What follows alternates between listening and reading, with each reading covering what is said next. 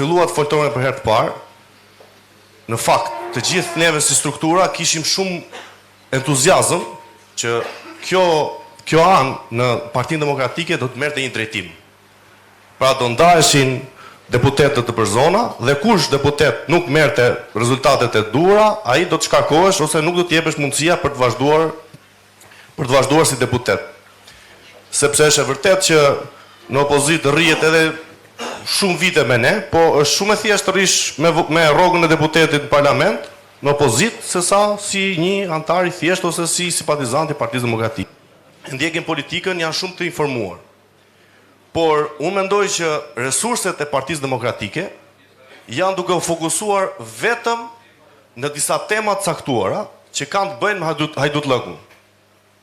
Jam shumë dakord, këta janë një qeveri e janë hajdut, absolutisht që duhet fokusi kryesor, por nuk besoj se PD-ja ka vetëm një departament që të merret me këtë dhe të lëmë të gjithë antarët e tjerë, për shembull, ai zotëria tha familjen, dikush tjetër bujqësinë, dikush tjetër turizmin, dikush tjetër ekonominë.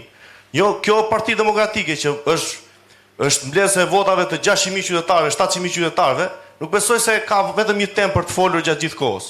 Për shembull, po të marr dhe një rast, unë për mendimin tim, edhe duke diskutimet e tona, u çuditëm se si u morëm neve një mbledhje vetëm me shkarkimin Niko Peleshit. Që ishte një totalisht një harxhim i resurseve tona në 1001 problematika që mund të ketë, duke filluar nga zotëria dhe duke vazhduar tek tona të shumë që mund të kemi të tjera. Këto janë dy pikat kryesore që unë desha të thoshe. Të falenderoj shumë për sugjerimet që ke bërë.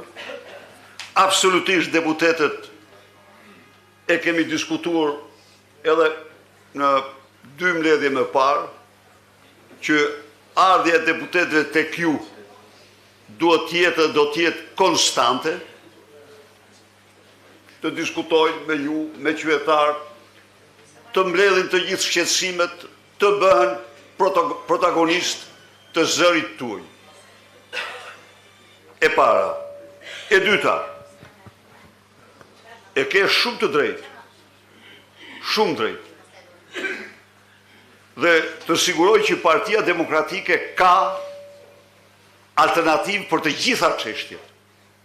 Po të mos kishim, do ta krijonim, por e kemi.